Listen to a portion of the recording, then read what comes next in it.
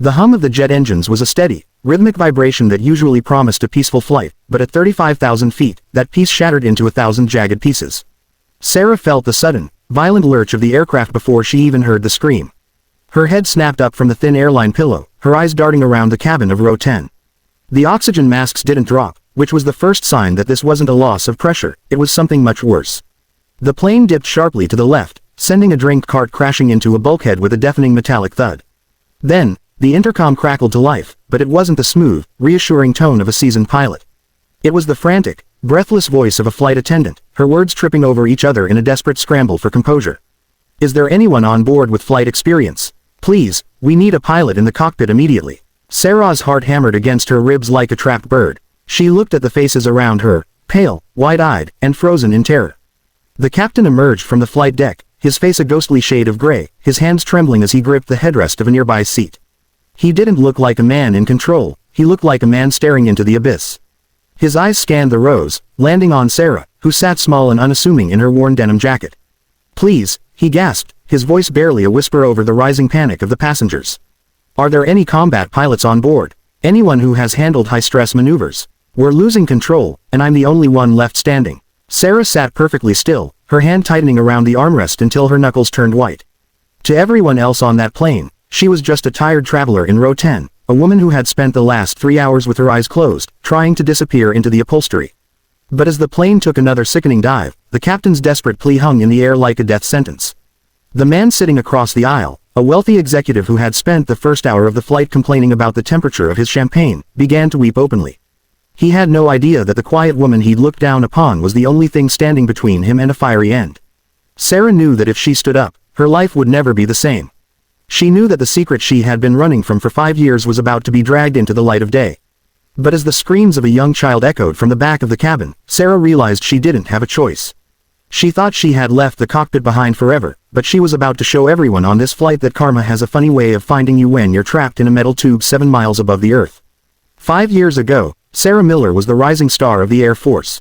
She was sharp, fearless, and possessed a natural instinct for the sky that couldn't be taught. She was part of an elite squadron, a group of pilots who were more like family than coworkers. Among them was Marcus Thorne, a man whose ambition was only matched by his arrogance. Marcus was the son of a high-ranking general, and he moved through life with the unshakable belief that the world owed him everything. Sarah was better than him, and everyone knew it. During a high-stakes training exercise over the desert, Marcus made a catastrophic error. He broke formation, trying to show off, and nearly sent 2 other jets spiraling into the ground. When the investigation began, Marcus knew his career was over, unless he could find a scapegoat. With his father's influence and a trail of fabricated evidence, he shifted the blame onto Sarah. He claimed she had panicked, that she was mentally unstable under pressure. The military machine moved quickly to protect the general's son. Sarah was dishonorably discharged, her wings stripped away, and her reputation dragged through the mud. She lost everything, her career, her dreams, and her sense of self. Since that day, Sarah had lived a quiet, invisible life. She worked as a freelance bookkeeper, moving from city to city, never staying long enough for anyone to ask too many questions. She avoided airports for years, the mere sound of a jet engine triggering a wave of nausea. But today was different. She was flying home to say a final goodbye to her mother, who was in the final stages of a long illness. She had swallowed her fear, tucked her hair behind her ears, and boarded the flight, hoping to just be another face in the crowd. Now, looking at the captain's terrified face, the memories of the cockpit came rushing back. She felt the ghost of the flight stick in her palm. She felt the cold, calculated focus that used to define her. The plane shuddered again, a deep, mechanical groan echoing through the floorboards. The captain was looking at a man in row 4, a tall guy with a military haircut who was shaking his head. "I was infantry, sir. I don't know the first thing about flying a commercial bird." Sarah stood up. The movement was slow, almost mechanical. Her legs felt heavy, but her mind was suddenly, terrifyingly clear. "I'll do it," she said. Her voice was quiet, but it cut through the cabin noise like a blade. The captain turned to her, his eyes darting from her face to her casual clothes. "Ma'am, this is a Boeing 737 in a partial hydraulic failure.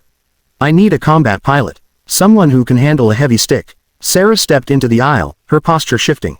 The slumped shoulders of the tired traveler disappeared, replaced by the rigid, commanding presence of a woman who had spent hundreds of hours in the seat of a fighter jet. "Commander Sarah Miller," she said, her voice dropping an octave, filled with an authority that made the sobbing executive go silent. 1,200 hours in an F-16. I've landed on carriers in midnight storms and flown sorties through anti-aircraft fire.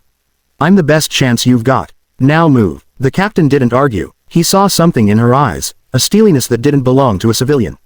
He led her toward the front of the plane, the passengers watching in stunned silence as the woman from row 10 disappeared behind the cockpit door. The scene inside was chaos. The co-pilot was slumped in his seat, unconscious and pale, his forehead bruised from hitting the console. Warning lights were flashing red across the dashboard, and a persistent, high-pitched alarm was screaming. The plane was banking hard, the horizon visible through the windshield at a sickening angle. Sarah didn't hesitate. She stepped over the co-pilot and slid into the right-hand seat. Her hands moved over the controls with a muscle memory that 5 years of hiding couldn't erase. She checked the altimeter. They were dropping fast. "Hydraulics are at 30% and falling," the captain shouted over the alarm.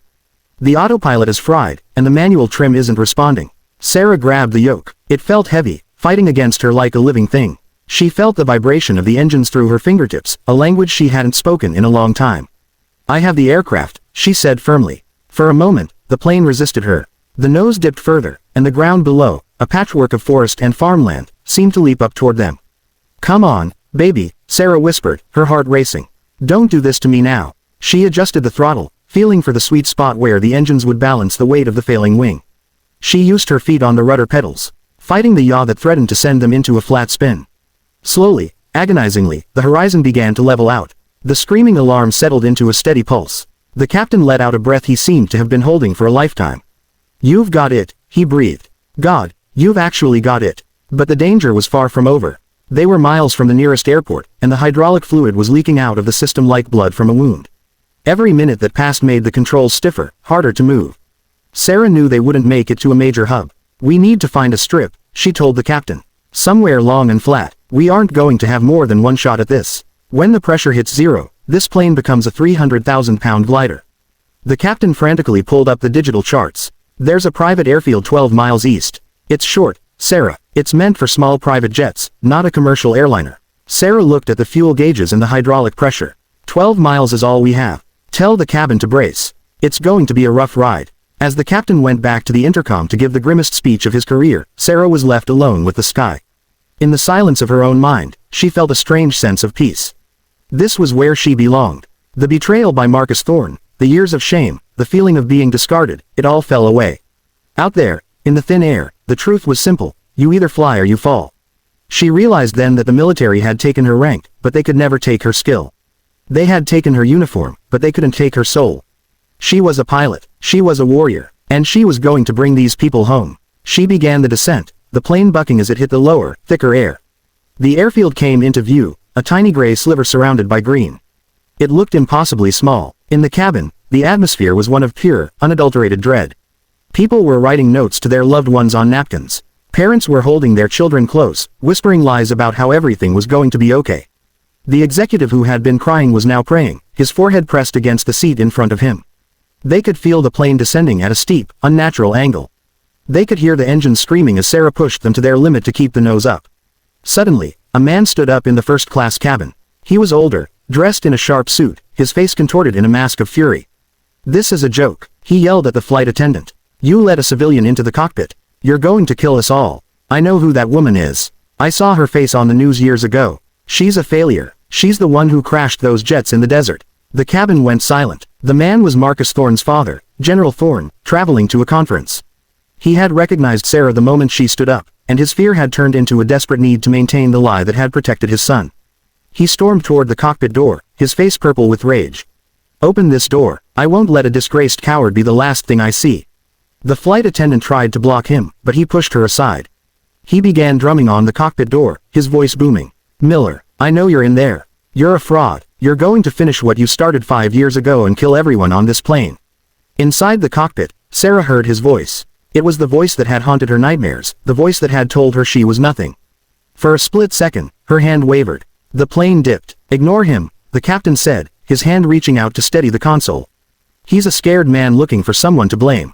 You are the only person on this planet who can land this plane. Focus on the runway, Sarah. Focus on the lives behind you." Sarah took a deep breath. She blocked out the banging on the door. She blocked out the general's vitriol. She focused on the wind, the weight, and the narrowing strip of asphalt. "Gear down," she commanded. There was a sickening silence as the landing gear struggled to deploy. One green light, 2. The third stayed red. Manual override, she shouted. The captain cranked the emergency lever. A few seconds later, the third light flickered to green. They were committed. The runway was rushing up to meet them. Sarah kept the nose high, bleeding off speed as much as she dared. The plane was heavy, sluggish, and fighting her every inch of the way.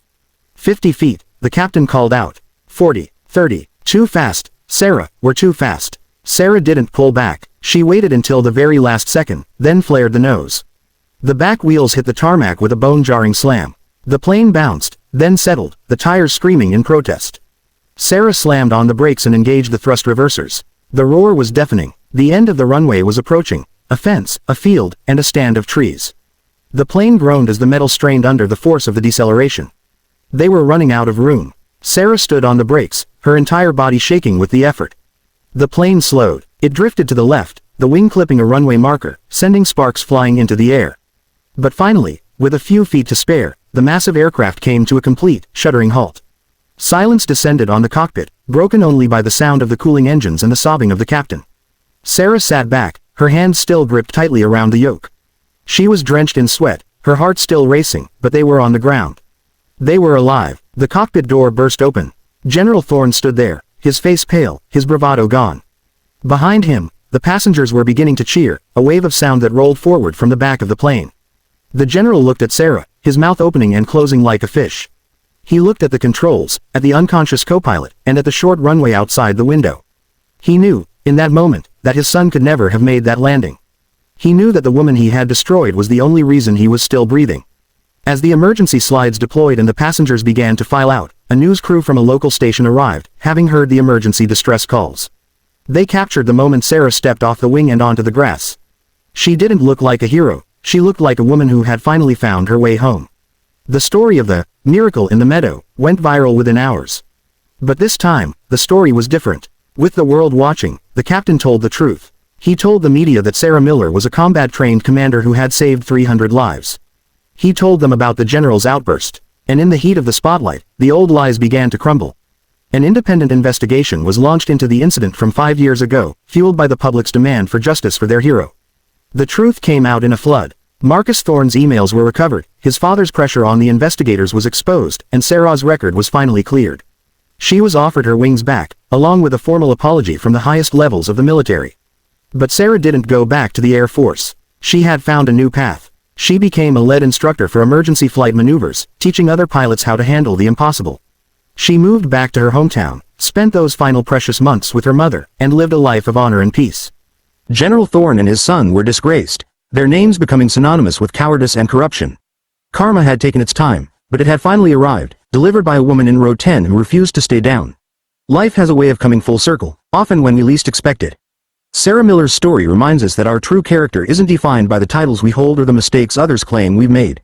It's defined by what we do when the masks drop and the world starts to fall apart. You can strip a person of their rank, you can take away their livelihood, and you can try to bury their truth under a mountain of lies. But you can never take away the soul of a person who knows who they are. Justice might be delayed, and it might be hidden behind years of struggle, but it is never truly gone. When you do the right thing, even when the world is against you, the universe has a way of balancing the scales.